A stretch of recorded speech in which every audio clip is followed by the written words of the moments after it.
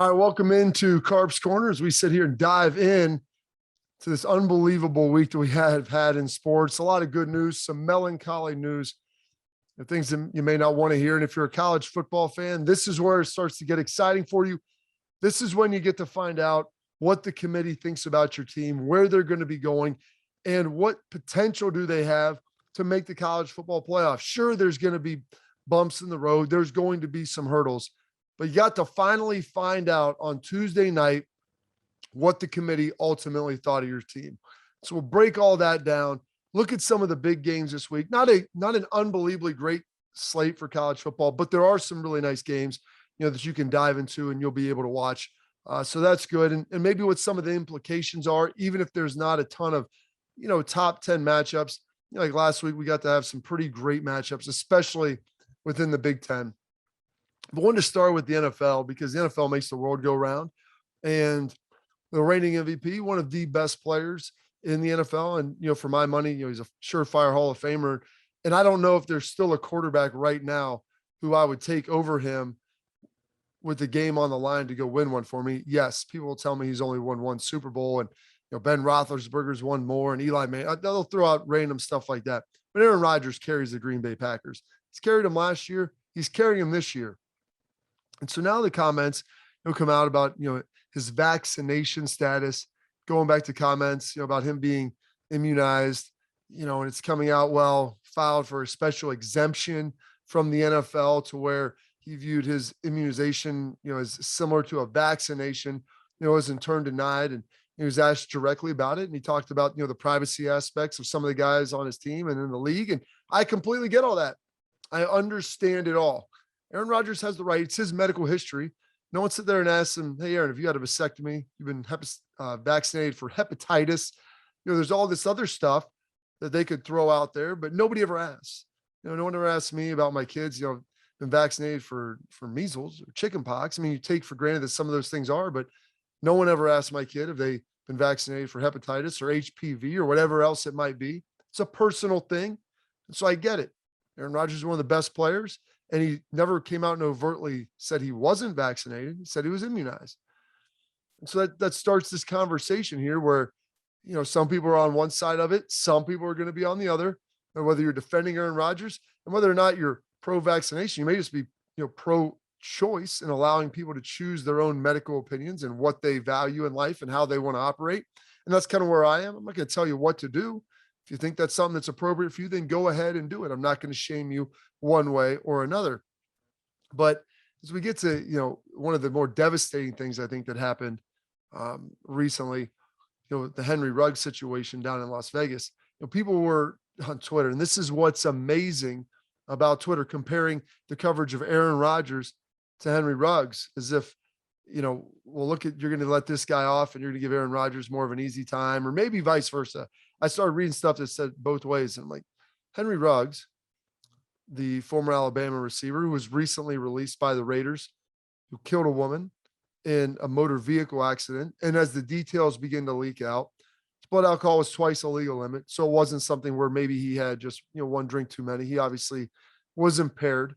And I do think that there's a difference there where, some people are just slightly above it. That's a bad decision.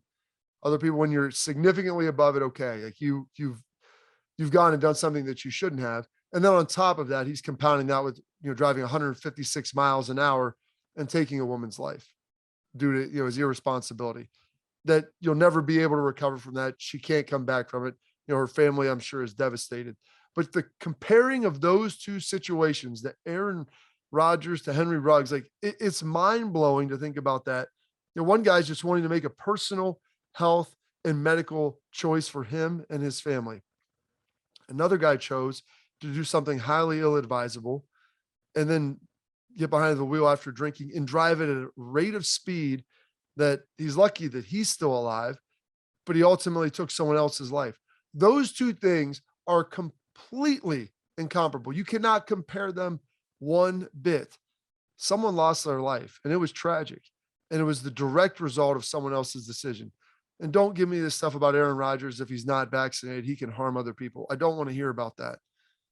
Like other people, their immune systems, their situation, their body, that's all on them.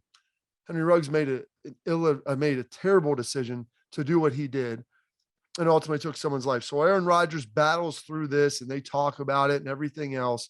We sit here and analyze it. I mean, there's real things that have happened. Aaron Ruggs is out of a job. And based upon what happened, he should be. I don't know what's in his heart. I don't know what remorse is there and, the decisions he's made and how he's operated in his life. That's between him and his maker. But those two situations are never and should never be on the same level with what is happening. And the coverage of both, is widely different, and it should be widely different based upon the results of the actions that each player has had. And like I said, Aaron Rodgers, it's a personal choice for him. And it's none of our business, just the same way if it's none of our business if he went and had off-season surgery. It's his employer's business. They're the one paying him to perform a job. And I doubt that he didn't lie to them. He didn't lie to his teammates. People knew I guarantee you every player's had to submit a vaccination card in the NFL if they claim they're vaccinated, because there's different rules for each, no different than a lot of jobs. Whether that's right or wrong doesn't matter. That's ultimately what people are doing. And there's this thought, I think, there's been proliferated a little bit where like Aaron Rodgers was fooling his teammates or maybe trying to fool the league or the NFL. I don't think that was it at all. With what he's done, he's been honest. I guarantee you he didn't falsify any documents. He tried to seek an exemption. Didn't happen. Okay. It is where it is. And he's operating under the guidelines that the NFL has set. Right or wrong. Boom. Put a bow on that. That's done. Player movement now in the NFL. Von Miller getting traded to the Los Angeles Rams, one of the best teams in the NFL. I said it when they got Matt Stafford, MVP caliber year. I wasn't alone in saying that, but having played with Matt out in Detroit, knowing how good he was and how many wins that he helped provide our team and how many games he kept the Lions in because of how good he was. You throw him out there, you give him Sean McVay, you give him Cooper Kupp, you put him with a defense that's pretty good. They're Super Bowl caliber. And I respect the Rams for going for it. They've done this multiple times.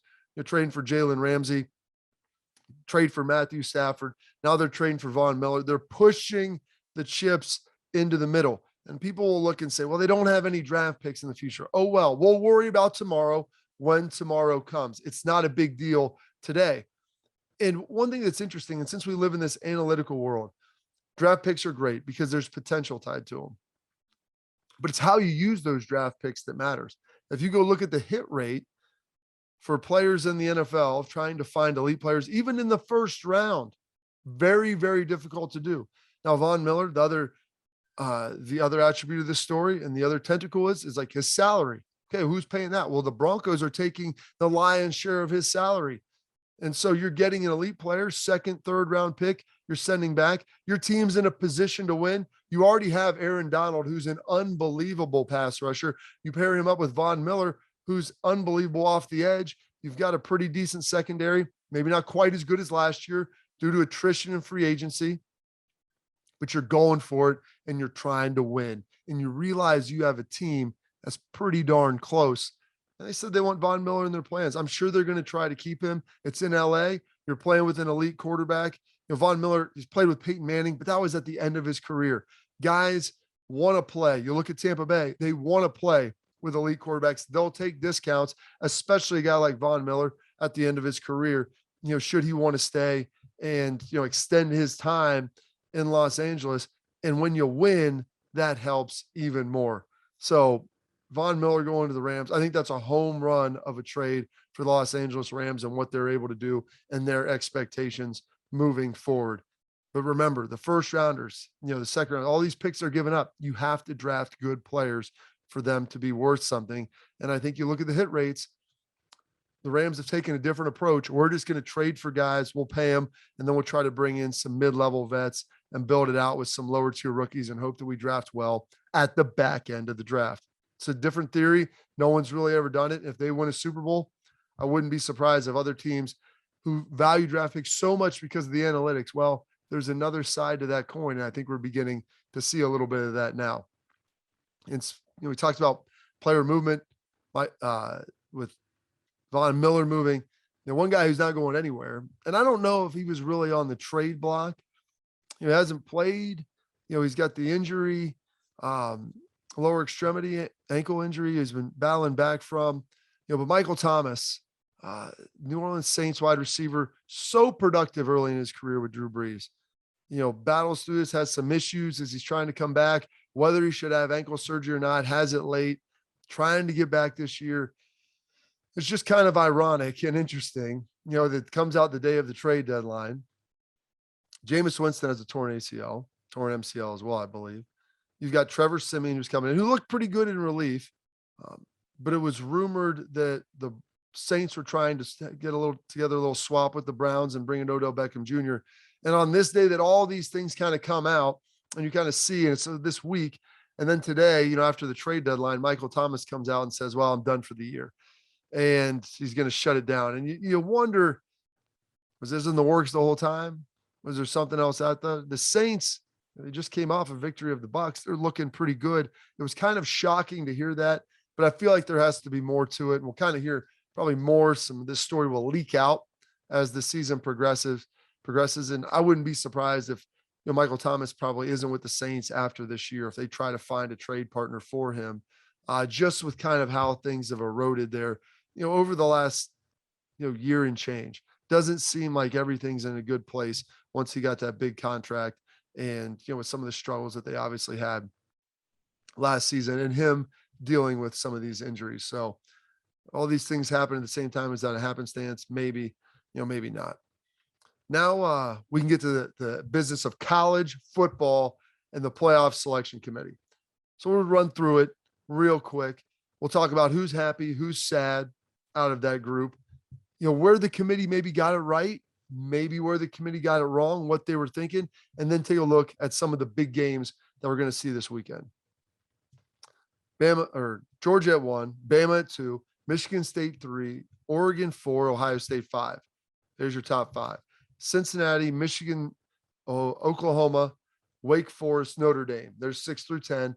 Then you got Okie State, Baylor, and Auburn kind of creeping 11, 12, 13. Try to figure out like who of these teams could potentially win it or could potentially make the playoffs.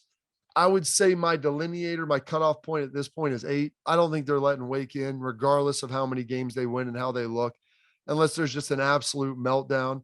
And so I think you're really starting the conversation at 8 with OU. And so as you run this down, what teams were happy, what teams were sad? Teams that are happy, Bama. Now they've got the one loss to A&M. Now they ranked A&M 14th. And so they've got a quality loss. Look at Bama's quality wins. I mean, some of these wins have kind of fallen apart a little bit on them. You still got Ole Miss that, it was holding, fairly strong. And they've looked good at times. Bama's also looked human at times too. Parts of the game against Florida, and then obviously the A&M defeat. But there's still the assumption that they're a really good team based upon what we've seen from Nick Saban in the past. Georgia, clear-cut number 1. Even though they said there were discussions, potentially about Bama being there, which I don't know how you could have an undefeated team that's looked as good as Georgia has, because each and every week I sit here and say, just, wait for them to not be able to run the football and let's see what they can look like. And that hasn't happened, even against some really good defenses. So Bama's happy. Oregon, they have got to be thrilled. I think there were rumors, people talking, is Oregon going to be 7? Are they going to be 8? Who are they going to slide? Do they slide, do they slide Michigan above them, Oklahoma above them? Is Ohio State above them? They're Wake Forest because they're undefeated. I think people on the West Coast, those that cared about football, were pretty kind of annoyed by this. But Oregon coming in at 4, 1 spot ahead of Ohio State. I don't think that that's a big deal. Head-to-head matchup, you get it. You realize that. You look ahead at Oregon, the future of their schedule. I don't believe they play a ranked team left the rest of the year. The Pac-12 is not well represented in the rest of the college football playoff pool. So Oregon's got to be happy sitting there at 4. And I think Michigan has to be happy sitting there at 7, above Oklahoma. After a loss to Michigan State that was really close, they were leading by 16 points last week. They've looked pretty good most of the season. Big wins. I don't really know who they're against. They've won some games. You can't really call Washington a great win. Just like Michigan State, I don't think you can call Miami a great win. They've kind of subsided. You could argue that Oregon has the best win of anybody, given the fact that they beat Ohio State at number 5. So they should be happy about that. But Michigan, I think that's a great spot for them. And that proves to me that the committee values the Big Ten East a lot. And if you have a one-loss Big Ten champ, they're more than likely going to get in, unless there's just muddling and the West looks terrible and no one else loses. I believe the Big Ten, a one-loss Big Ten champion will get in the college football playoff. Not for certain, but I believe that that will be the case. Who's sad? Number one, Cincinnati. They beat an Indiana team that didn't look great, that hasn't been great this year. But they beat them better than Michigan State did. They're undefeated. They have a loss that you could say is just about as good as Michigan State's, an undefeated Notre Dame team at 10 versus a one-loss Michigan team at 6. But Cincinnati controlled the whole entirety of that game. Their game control was great. And the committee dropping this stuff out about the fact that, hey, they haven't looked good the past 2 weeks. I always throw away service academy games, whether it's Army, Navy, Air Force. When you're playing a type of offense like that, it's survive in advance. It's get the win. Yeah, I get it. Cincinnati didn't look great against Tulane. That's understandable. That you can penalize them for that. But they look pretty darn good in the rest of their games, and they have a top 10 win. I think they probably should have been above Ohio State, and you probably should have put them above Oregon as well. I thought since you would come in at 4, didn't think 3 because Michigan State had a pretty good win and they've looked good, but I thought that they should come in at 4. I thought the committee would put them at 4, and they haven't. And so maybe the committee's setting this up. This is the grand ruse. If we leave Cincinnati out, they're undefeated. They beat, Notre Dame team who potentially could be 11-1 and ranked like, let's say 7th, 8th, 7th, and you leave them out. You're basically saying there has to be expansion. If you want any type of inclusion, there has to be expansion. And maybe that's what ultimately happens. I still think there's a pathway for Cincinnati, but they need Oregon to lose. They need Bama to beat, or Georgia to beat Bama to eliminate them. And they probably need a little help from Oklahoma as well, and maybe have them a loss. But then you have Bama, a Big Ten champ, even maybe OU getting in with an Oregon loss, and then Cincinnati could come in there at 4. I think that that's possibly how they get it done, but they're going to need some help. And OU, probably a little sad as well. They're coming in at 8. Now, I understand Caleb Williams playing really well. The decision to bench Spencer Rattler looks really good. But let's also not forget, OU's playing a lot of one-score games this year. Yeah, they've blown out some bad teams, but they've also been in tight games with bad teams. They don't have any great signature wins yet. Now, I understand. Listen, they've got some big games coming up.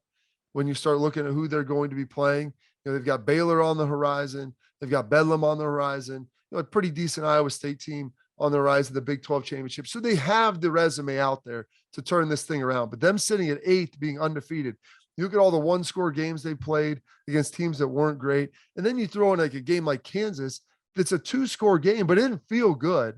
It wasn't a game that you felt like Oklahoma controlled and then Kansas got in it late. And Kansas was controlling that game. They were getting it done in a big way early on. And that's surprising to see, Oklahoma play like that. But I thought they would still get the benefit of the doubt, be above a one-loss Michigan team. And so I don't know if this is a wake-up call the committee's trying to send them or what, or maybe they're just not that impressed with how they played.